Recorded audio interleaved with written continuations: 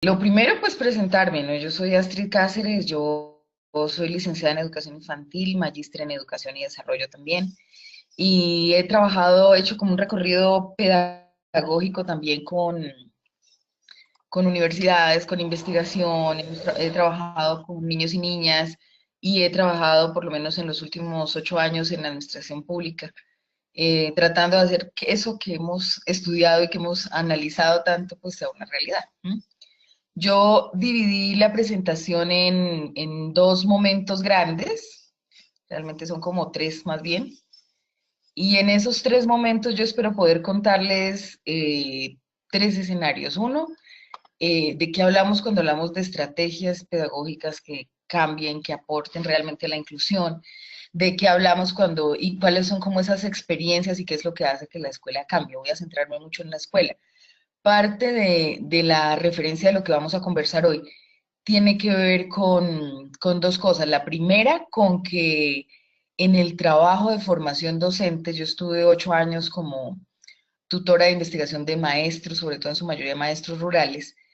Estuvimos con un equipo de investigación también de una universidad, trabajando el que hacía que el maestro realmente cambiara y empezara a transformar la escuela y a pensar en prácticas incluyentes. ¿Sí?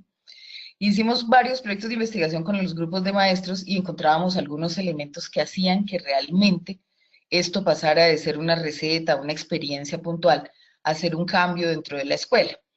Eso nos va a aportar hoy una parte de la charla. Y la otra parte la voy a retomar de experiencias pedagógicas. Yo esencialmente soy maestra, de experiencias pedagógicas que hemos trabajado en escuelas, en colegios, en jardines. Creo que vamos a tener otra sesión donde les podré contar con mucho más detalle la experiencia que hicimos en política pública en Bogotá con el tema de jardines infantiles y la vinculación intencionada, buscada y acompañada de niños y niñas con discapacidad en todos nuestros jardines infantiles públicos.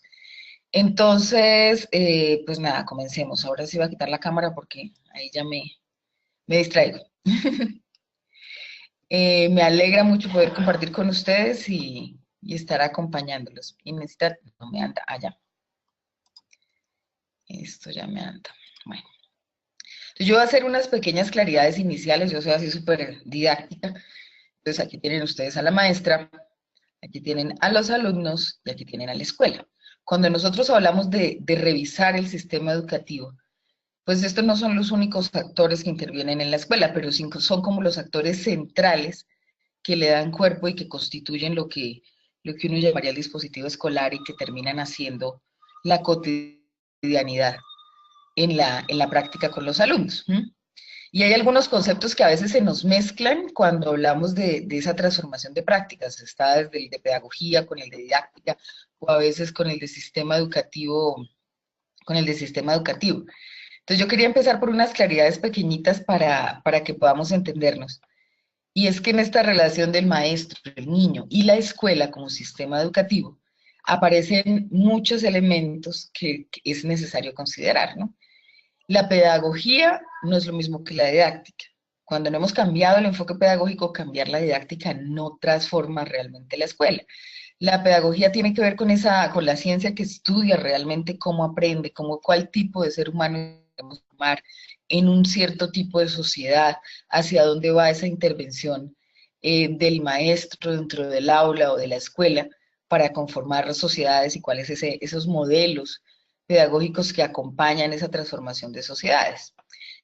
La didáctica está referida muy al hacer, qué es lo que vamos, cómo lo vamos a hacer para que realmente ocurra en la transformación del ser humano. Uno ve muchas veces que muchos maestros que no son pedagogos, que han estudiado de pronto una ciencia, la matemática, eh, se quedan mucho en el ejemplo didáctico, en la situación didáctica, que es muy importante, pero cuando no hay una concepción pedagógica detrás de lo que se hace, pues resulta mucho más difícil la transformación, ¿no?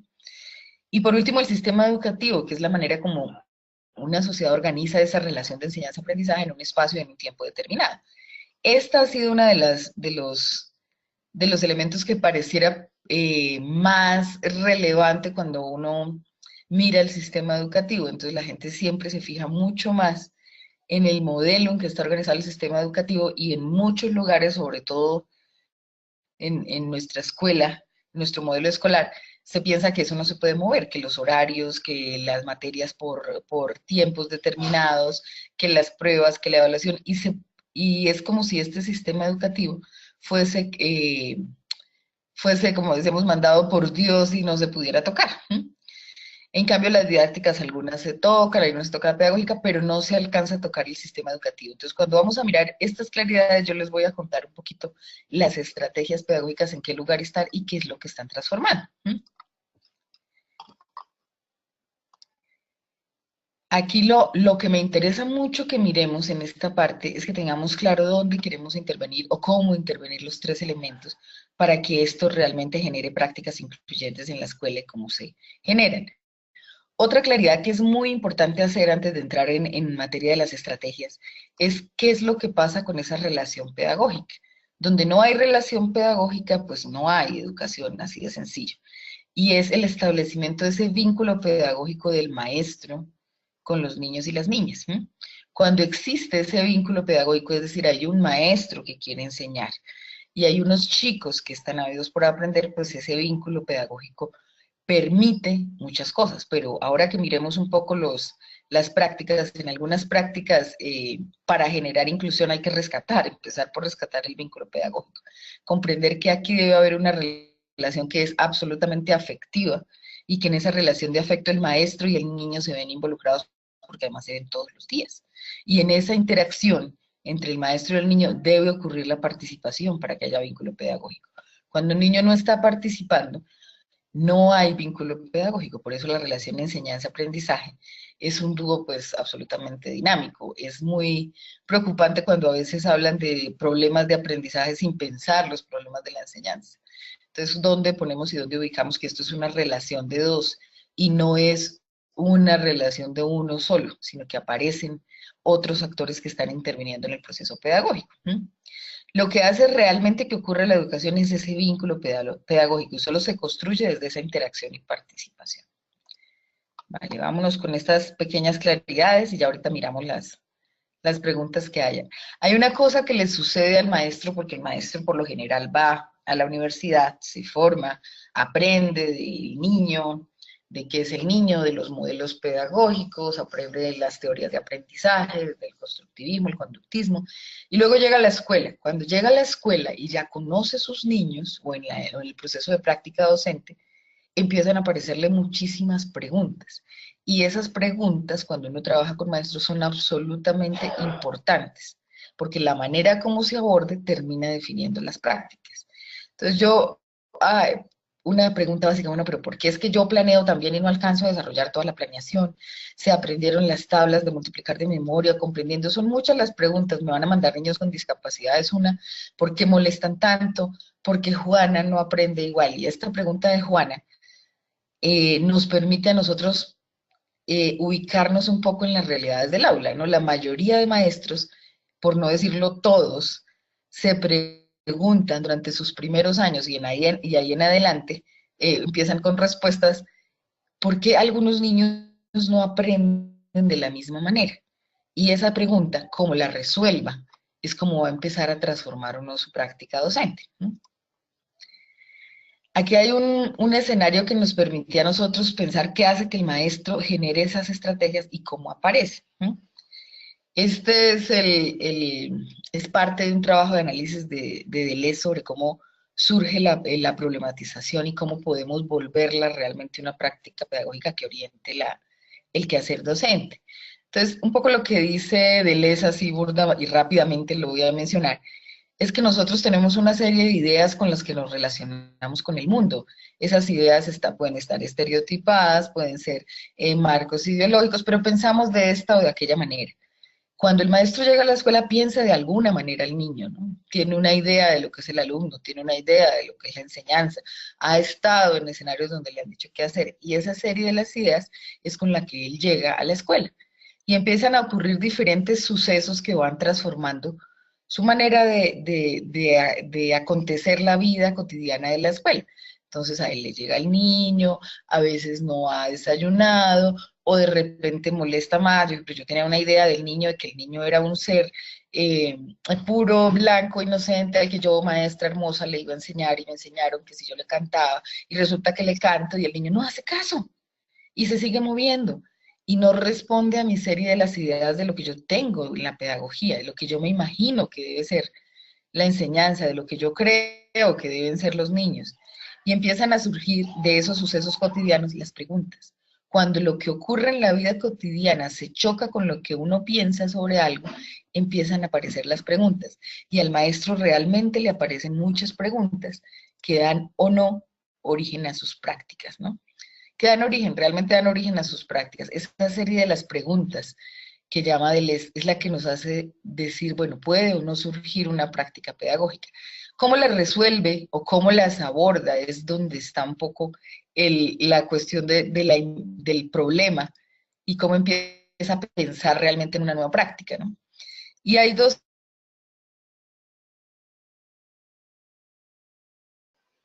Astrid, Una, es que se nos fue tu ¿aló? voz, se nos había ido tu voz. ¿O me devuelvo un poquito? Solo cuando dijiste la serie de preguntas. No, todavía Ah, eso ok. ya. Bueno, vale, entonces en esa serie de las preguntas hay dos formas de abordarlas. La más común y la que nos han enseñado lamentablemente en todas nuestras culturas es la lógica de la solución. Es decir, yo tengo un problema, no se aprendieron las tablas y lo voy a resolver y punto. Yo tengo un problema, tengo una niña que molesta mucho, entonces volvemos a Juana y lo que voy a hacer es que necesito que se quede quieta, entonces la mando donde el coordinador. ¿M?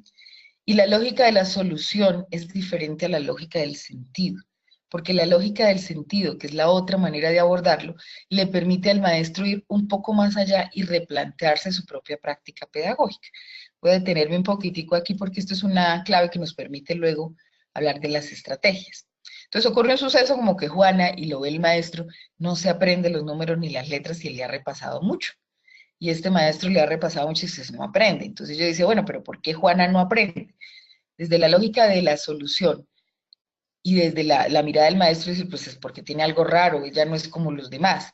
Y como tiene algo raro, a mí me han enseñado que eso es un problema, no una manera de ser. Y como sé que es un problema, entonces que lo solucionen los expertos que tienen problemas y que me lo devuelvan resuelto cuando ya Juana pueda estar como los demás igual, porque tiene una idea de solucionarlo. Pero cuando el maestro piensa desde la lógica del sentido, que también llega a la primera idea de porque tiene algo raro y no es como los demás, empieza a mirar, bueno, pero ¿por qué Juana no aprende como los demás? Y se hace, y empieza una cadena de preguntas que los lleva a replantearse su práctica. Y entonces se pregunta, bueno, ¿por qué Juana no aprende? ¿Y es que a todos aprenden acaso igual? ¿Es que yo le debo enseñar igual a todos? Y empieza el maestro a reflexionar sobre eso, y este proceso es el que uno cuando trabaja con docentes empieza a desarrollar para que realmente la práctica cambie.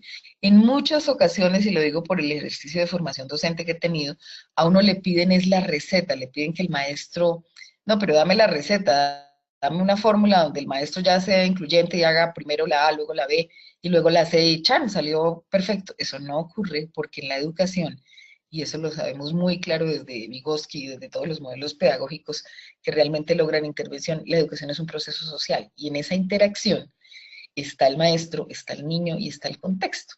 Y solamente cuando el maestro logra desarrollar series de preguntas sobre su práctica docente y sobre lo cotidiano que le ocurre, es cuando realmente incorpora prácticas incluyentes. Ahorita vamos a mirar cómo, o por lo menos cómo lo hemos visto nosotros, ¿no? ¿Por qué Juana no aprende? Entonces ahí empieza el maestro a hacerse todas las preguntas, que todos aprenden igual, es que si no aprenden igual, ¿debo enseñarles acaso del mismo modo? Bueno, y si todos aprenden diferente, ¿debería yo enseñarles igual acaso a todos? ¿Y cómo garantizo que aquí es una pared que siempre nos la vamos a encontrar cuando revisemos las prácticas incluyentes? ¿Cómo garantizo que todos cumplan con esas metas de aprendizaje que yo me he propuesto? Si les enseño a todos diferente, ¿por qué aprenden diferente? Y empieza la relación entre si enseño igual y aprenden diferente, qué es lo que pasa. Pero también hay una pregunta que puede llegar a darse por esa serie de las preguntas, y qué es lo común, lo que todos sí deberían saber, y qué es lo diferente que tendría cada uno dentro del aprendizaje, ¿no? Entonces, esa problematización nos lleva un poco más allá de cambiar las didácticas únicamente y empezar a pensar con más profundidad para que el maestro desarrolle otros modelos pedagógicos. Lo primero es que un modelo pedagógico que cuestiona la homogenización tradicional de la escuela, que eso podríamos verlo en otra charla y profundizar de dónde se construyó ese modelo escolar homogéneo por horas, por clases, por sistema de poder, básicamente, más que por otra cosa, ya nos lo mostraba claramente Foucault. Entonces, pensar distinto al ser humano es clave para otro modelo pedagógico. No el homogéneo, no el ser humano, sino comprender lo que es un proceso diverso. Y esta transformación no ocurre porque yo se la recite al maestro, ocurre porque él llega a ese análisis dentro de su práctica y se da cuenta que realmente los seres humanos no son iguales. Obviamente que también hay que decírselo y también hay que trabajar desde la formación docente manifestándoselo, pero cuando él llega a través de la serie de las preguntas, es mucho más fácil que la escuela realmente adopte modelos didácticos de cambio. Y la didáctica tiene una talanquera a la que llegamos cuando hacemos que los maestros se pregunten realmente, y es comprender que hacer diferente las cosas con los niños, con que Juana haga una cosa y el otro haga otra, pero dentro de un marco común, no significa que haya menos calidad. El problema es que cuando la escuela está centrada en la competencia y la didáctica está centrada en tratar de que todos hagan lo mismo al mismo tiempo, entonces el modelo se vuelve competitivo y no cooperativo. Entonces el modelo didáctico también tiene que transformarse. Y una cosa muy importante también es que hay que organizar distinto para que todos participen. El sistema educativo, cuando ya replantea las prácticas homogéneas, debe generar organizaciones distintas para que todos realmente participen y para que se garantice dentro de esos rituales escolares que se han establecido, que los actores tengan ese escenario de participación e interacción. Sobre el escenario pedagógico y cómo se replantea esto de que el ser humano no es homogéneo, esto no me voy a referir porque yo creo que ya lo han trabajado bastante y que es un escenario común cuando hablamos de educación inclusiva. Digamos que lo tenemos muy claro, pero no sabemos a veces cómo se salta la didáctica y cómo se salta el sistema educativo. Entonces voy a profundizar sobre este elemento del sistema educativo y sobre la didáctica. Entonces vamos a arrancar por este. ¿Qué estrategias han logrado modificar esa organización distinta para que todos participen distinto en el proceso de enseñanza y aprendizaje? ¿Y qué serie de las preguntas han llevado que esto ocurra en algunas escuelas y en algunos colegios? La serie de las preguntas pasa exclusivamente por la participación, esencialmente, perdón, por la participación. ¿Están todos participando en la experiencia educativa escolar?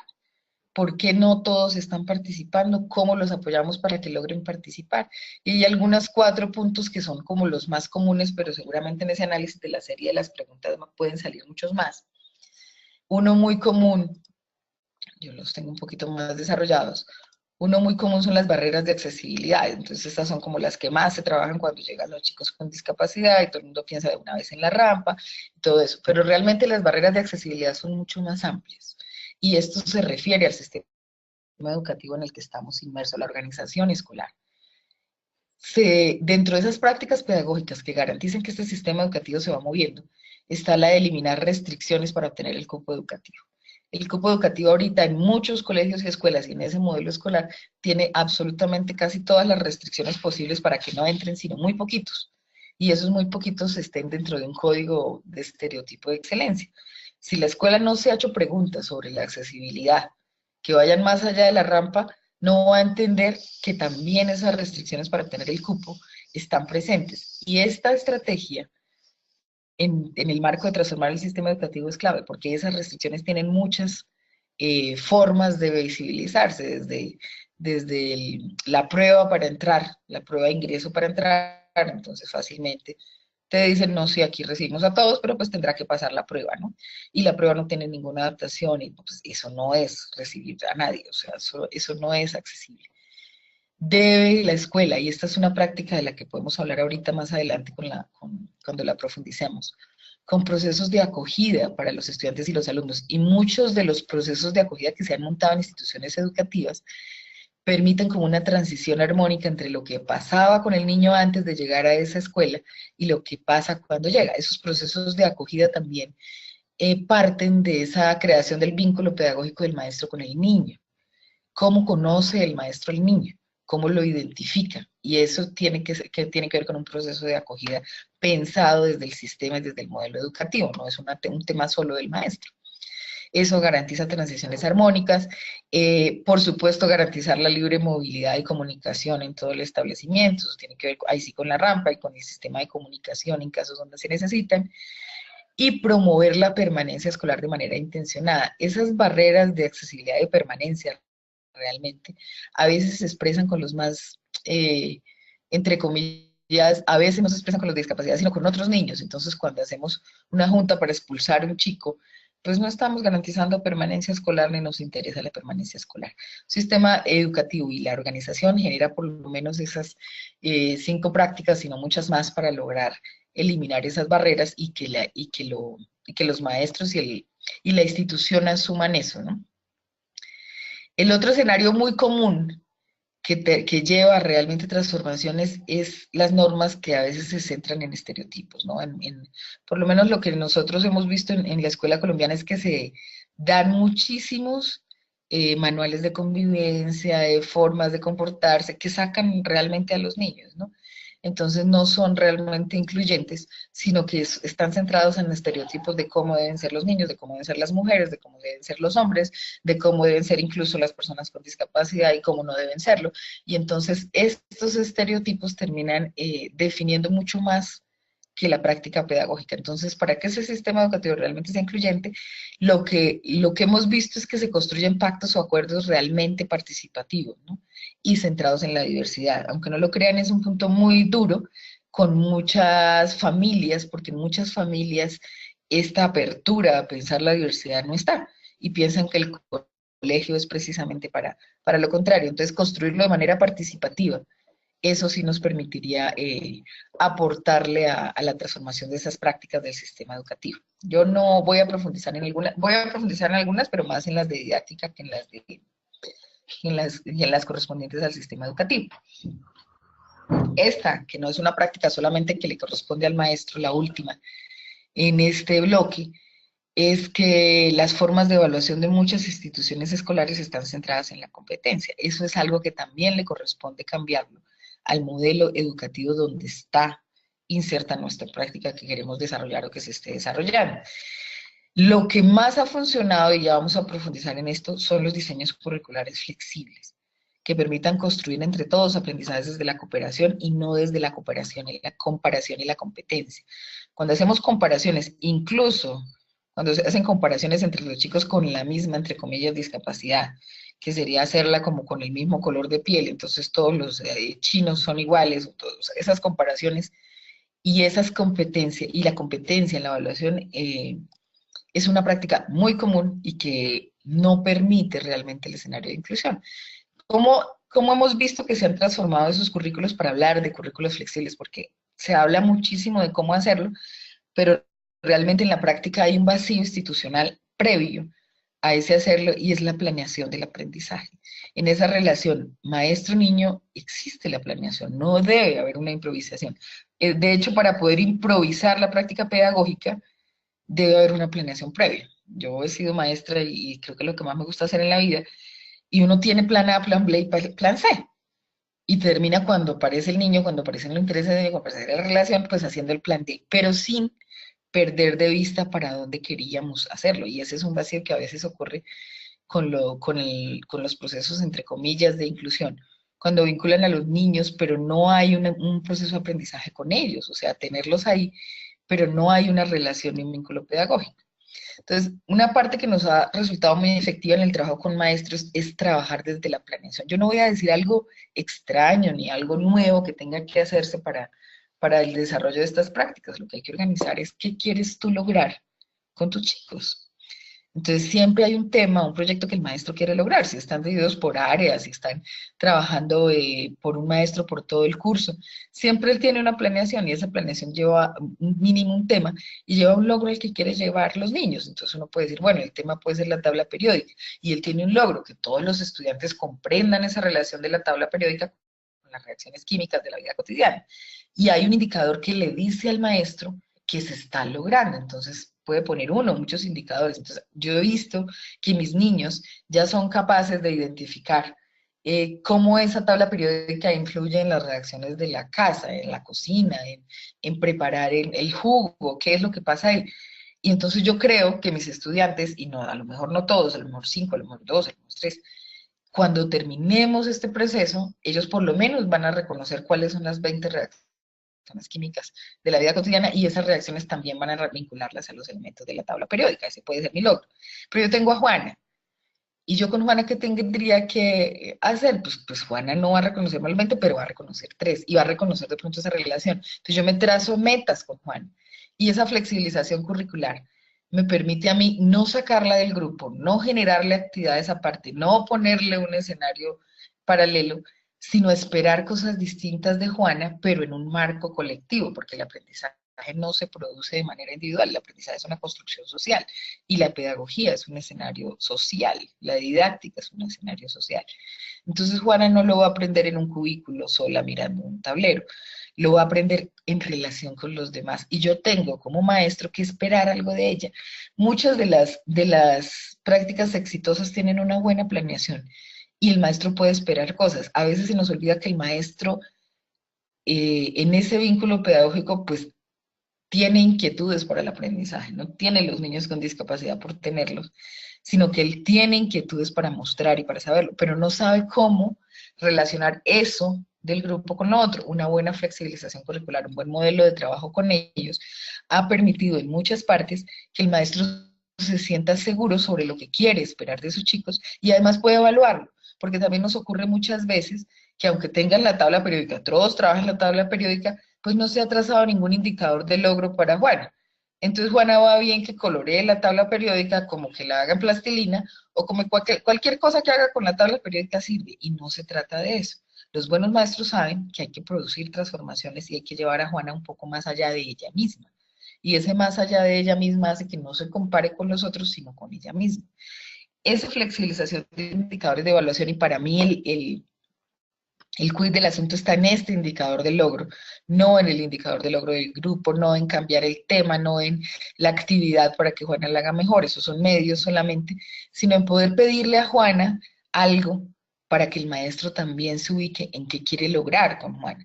Si Juana ha trabajado todo ese mismo tiempo y ella antes reconocía 2 y ahora no es capaz de reconocer 3, pues tengo que hacer algo más, porque a Juana hay que llevarla un poco más arriba de sí misma, un poco más pidiéndole más de sí misma, ¿no? Esa flexibilización de indicadores de evaluación para ser cooperativos y además deben ser cooperativos, además de responder a desarrollos individuales, no dependen solo del maestro, sino de la institución y de ese modelo de evaluación que maneja la institución. Aquí se usa mucho los logros pero los logros son estandarizados y vienen en un software y solo pueden usar ese software y entonces se les queda cortos a los maestros. Pero eso son puras arandelas que el sistema debería modificar en aras de los seres humanos, ¿no? Y en ese marco del sistema educativo nos faltaba la ruptura del vínculo pedagógico. Recordemos que estábamos viendo estos 4 escenarios donde a veces aparecen esas barreras en el sistema educativo y donde la serie de las ideas nos lleva a mirar y a construir ese otro tipo de prácticas, ¿no? Entonces, esta es una fundamental porque toca la evaluación, absolutamente fundamental, y porque también nos demuestra, y esto lo retomamos con Juana, que aprende distinto, y la pregunta del maestro, a pensar que si bien todas las formas de aprendizaje, lo primero, las formas de aprendizaje no son iguales, tampoco las formas de enseñanza son iguales, no hay una receta práctica, hay muchos escenarios donde tú puedes construir en ese contexto eso. Esta ruptura del vínculo pedagógico es muy frecuente y nos pasó, ahí voy a referirme un poquito al trabajo con los maestros del distrito, nos pasaba mucho en ese primer contacto que el maestro tiene con los niños. Y ese primer contacto no depende solo del maestro, depende del sistema donde el maestro está inserto. Las prácticas pedagógicas y educativas que realmente van tocando la inclusión tienen buenos procesos de acogida. ¿Cómo se conoce el maestro con sus niños? ¿Cómo reconoce esas historias de vida?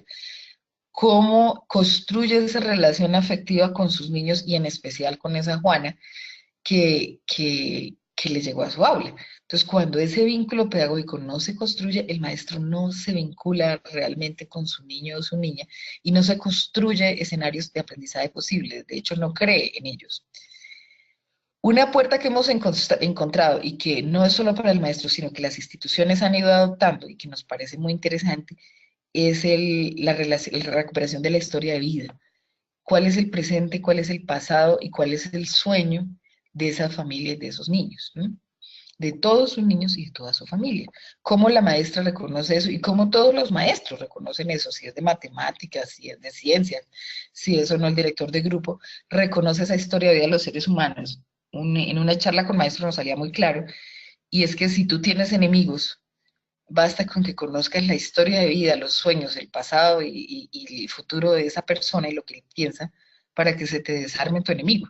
Entonces, cuando los maestros tienen sus niños y reconocen sus historias de vida, sus sueños, para dónde quieren, cómo son y su voz, se fractura ese miedo a construir ese vínculo pedagógico. Y eso es un escenario que debe propiciar el sistema educativo y los colegios que están empezando con prácticas realmente incluyentes lo van adoptando de muchas maneras, ¿no? A veces opera el cuaderno viajero, donde uno se lo lleva para la casa y pega las fotos de la familia y reconstruye y lo trae.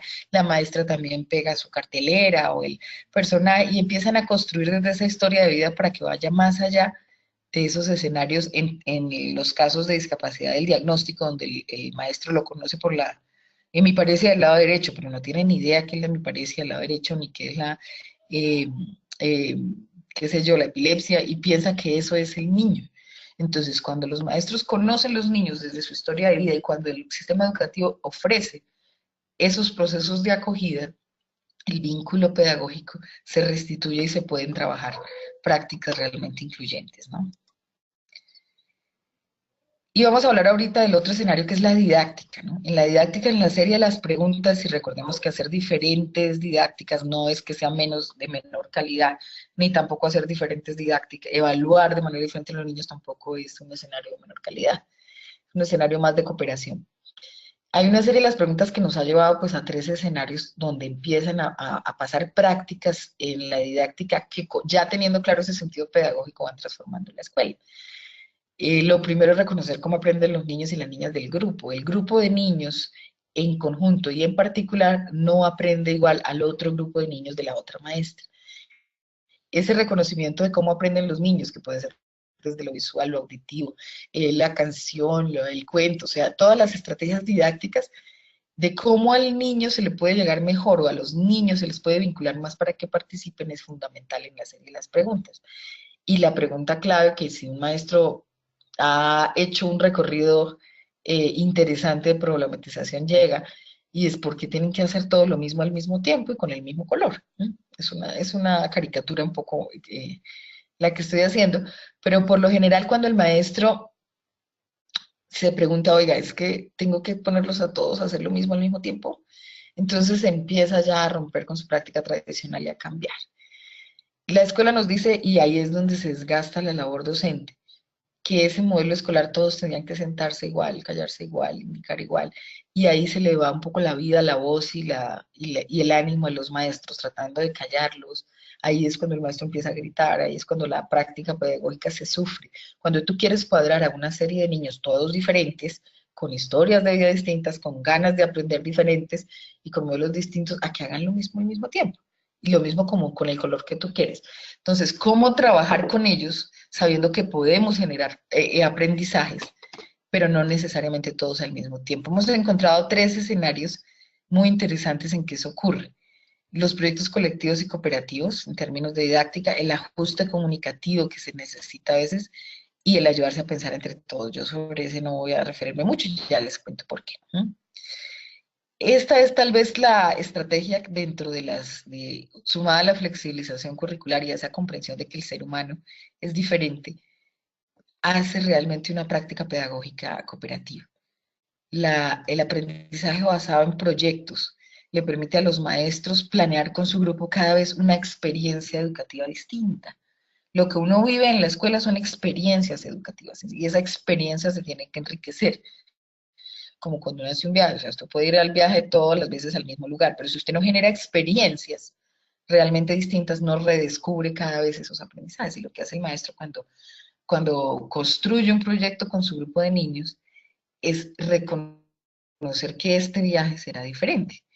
Los proyectos Yo no estoy diciendo nada nuevo, realmente esto surge muchísimo cuando el constructivismo tiene un auge y que lamentablemente el constructivismo lo volvimos nuevamente, lo enseñamos a los maestros y a los estudiantes como si fuera una, ¿cómo es? Una conferencia y no como si fuera una cosa viva.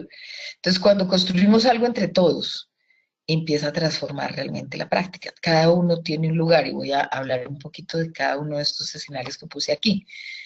Construir un proyecto y en esto hay un quiebre que lamentablemente como la escuela trata de adaptarse siempre al sistema que tiene y no quiere moverse, entonces terminan convirtiendo los proyectos como temas. Los proyectos no son temas, no son los animales de la granja, no.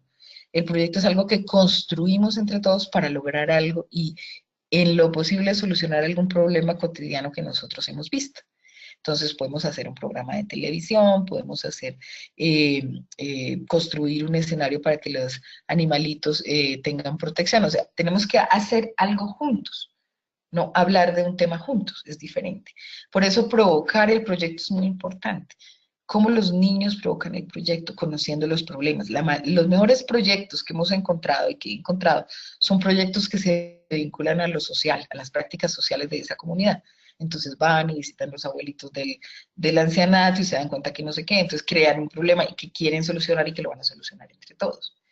Pero el proyecto no es una actividad, es una cadena de actividades que llevan y que construyen a partir de los aprendizajes. No desligan las áreas del conocimiento, no desligan las ciencias, las matemáticas, ni tampoco eso que hablábamos de la flexibilización curricular, no dejan los logros aparte, ni es una actividad bonita para hacer en la hora de lo comunitario, no. Un buen proyecto de matemáticas, un buen proyecto de construcción de un jardín, en fin, vincula varias áreas. Entonces lo que hacen los maestros es provocar el proyecto, identificar esas áreas y esos temas, se plantean los logros del grupo, es decir, plantean muy bien, plantean esos indicadores de logro para saber si el proyecto está dando aprendizajes en sus áreas, se organizan las actividades, se definen los roles, que es muy importante porque cuando tú tienes un proyecto tienes todos los roles posibles. Tú puedes tener un niño que no habla, un niño sordo, puedes tener un niño y participa, porque es que los roles y la responsabilidad en el proyecto no son homogéneas. Entonces todos podemos participar, todos podemos hacer una parte y todos en esa construcción vamos aprendiendo. Y por supuesto se especifican los tiempos.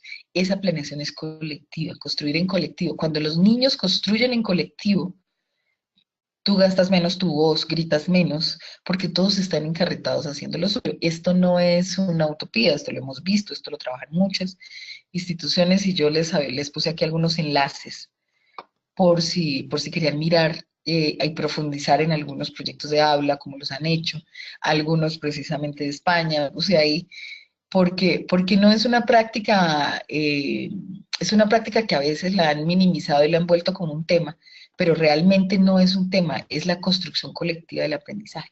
Y cuando se hace todo esto, los chicos además aprenden a planear, a organizar, a intervenir en sus propias vidas, que es una forma de vivificar realmente la escuela, ¿no?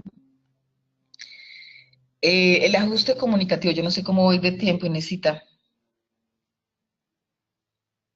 Estrecha, puedes acelerar un poquito. Bueno, no, entonces no, sí, no vamos Sí. a mirar muchos videos, pero se quedan ahí para mirarlo. El ajuste comunicativo es lo que yo llamo ajuste comunicativo, y lo llamo ajuste comunicativo para darle un lugar dentro del escenario escolar, porque el problema cuando hemos pensado que la adaptación curricular es la que produce la inclusión, es que le hemos dado un nivel muy grande a esos ajustes didácticos, y realmente lo que produce la inclusión es varias cosas de las que ya he mencionado, y el ajuste comunicativo o la adaptación que uno hace para poder lograr canales de comunicación con los niños, es un pedacito pequeño de lo que realmente se hace en las prácticas incluyentes. Entonces, claro, el ajuste comunicativo puede ser desde el tablero de comunicación, hay que generar algunas veces tableros de comunicación. Por lo general, cualquier ajuste comunicativo que tú hagas para el caso de un chico con discapacidad no le sirve solo al chico con discapacidad, es para todos. Y es como el despertar para muchos niños que de repente también tenían esa pequeña dificultad y el ajuste les ayuda a participar mejor. Entonces no es un ajuste que se genere para ese niño, sino para realmente la dinámica del aula, que es diferente para esa relación enseñanza-aprendizaje y para esa comunicación entre el maestro y los niños. Es una transposición didáctica de lo que nos permite, es un canal, pero la adaptación curricular, el ajuste comunicativo no es la inclusión. Y en eso me parece que a veces le pecamos enseñándole al maestro mucha didáctica y muchos ajustes, pero sin haber trabajado realmente el fondo de lo que permite la inclusión. Está la máquina de sumar, que es muy divertida. Hay cantidad de videos de ajustes hermosos que se hacen. Cuando uno busca ajustes, se encuentra cantidad de cosas maravillosas. Lo que no debe buscar es por discapacidades. Cuando tú entras a YouTube y buscas para niños con no sé qué más, pues encuentras algunas cosas muy sesgadas. Pero cuando tú buscas desde el saber, desde cómo trabajo las ciencias naturales para esto, cómo trabajo la tabla periódica, cómo trabajo la Revolución Francesa, encuentras cantidad de cosas divertidas, didácticas, hermosas y juegos. Yo puse la calculadora porque para mí la calculadora es también un ajuste de comunicación para poder comprender los resultados matemáticos, y hay muchas otras formas de generar esa comprensión con ajustes, con juegos, con láminas. Esto es, digamos que una herramienta básica para el buen maestro, pero el maestro solo con esto no hace la educación, la inclusión. Porque si se para aquí, puede pararse en algo que es muy frágil y que se le cae a los menos de 15 días. Entonces, sí, es el tablero comunicativo, pues ya quedó en un rincón y ya nadie lo usa. Entonces, esto es una herramienta, pero no es el fin en sí mismo, ni es la pedagogía, es la didáctica, que nos da muchas herramientas, que nos sirve, pero que no nos define. Y por último, un escenario que no voy a profundizar porque yo sé que viene dentro de la charla poder mirarlo. En las prácticas pedagógicas que hemos encontrado dentro de los modelos didácticos y los modelos de acompañamiento, hemos trabajado mucho lo que nosotros en lo que hicimos se llamaba estudio de casos, pero puede tener otros nombres. Y es que ningún maestro está solo. También están las familias, también están otros maestros, y hay problemas pedagógicos, hay situaciones en ese vínculo de la relación enseñanza-aprendizaje que el maestro a veces se desborda y no sabe cómo hacer. Pero otros sí. Y la labor y la tarea de los adultos es ayudar a que eso se dé y se den las condiciones de calidad. Un principio siempre hay un estudio de caso, porque es que en muchos colegios se confunde con los consejos académicos. Es entonces cuyo fin es estudiar el caso de tal niño y encontrar todos los argumentos para poder expulsarlo y quedar jurídicamente ellos correctos. No, el estudio de casos tiene otra finalidad, al contrario, es cómo garantizarle a este chico con el que estamos encontrando una relación muy problemática entre el maestro y el alumno, o entre los maestros y los alumnos, salidas, acompañamientos para que pueda garantizarse el derecho a la educación. Y eso es como uno de los principios básicos. Sobre esto no me voy a referir mucho porque yo sé que vamos a trabajar eso más adelante. Entonces, hasta aquí como la provocación, traté de hacer una síntesis porque cuando nos piden hablar de estrategias pedagógicas, siempre hay que mirar como los 3 escenarios de fondo que hay que modificar para que una estrategia sea realmente una estrategia. Porque si no es una actividad, y por actividades entendería uno una cosa que salió bonita, pero lo que queremos es modelos que realmente estén transformando la escuela. Y eso implica que pasemos por una construcción pedagógica distinta, por prácticas diferentes, que son pequeños cambios que el modelo se hace, pero si esos pequeños cambios no se hacen sustentados desde otro modelo de ser humano, pues se quedan en solamente experiencias de 2 años, la que más dura, ¿no? Por supuesto, porque puede ser una experiencia de 1 mes, y no logra esos cambios. Entonces yo dejaría hasta aquí como mi provocación para conversar. Encuentran entonces estos linksitos que dejé con los triángulos, pues videitos o cosas que puedan complementar, y hay unas lecturas que yo les comparto desde proyectos de aula y desde también prácticas de educación inclusiva que se han recogido. Entre ellas hay 2 documentos españoles que yo creo que si no conocen, pues sería bueno que los profundizaran. Entonces yo se los paso a través del INES, y pues quedo abierta a las preguntas y a los comentarios, y a poder ampliar un poco esa provocación que acabo de hacer.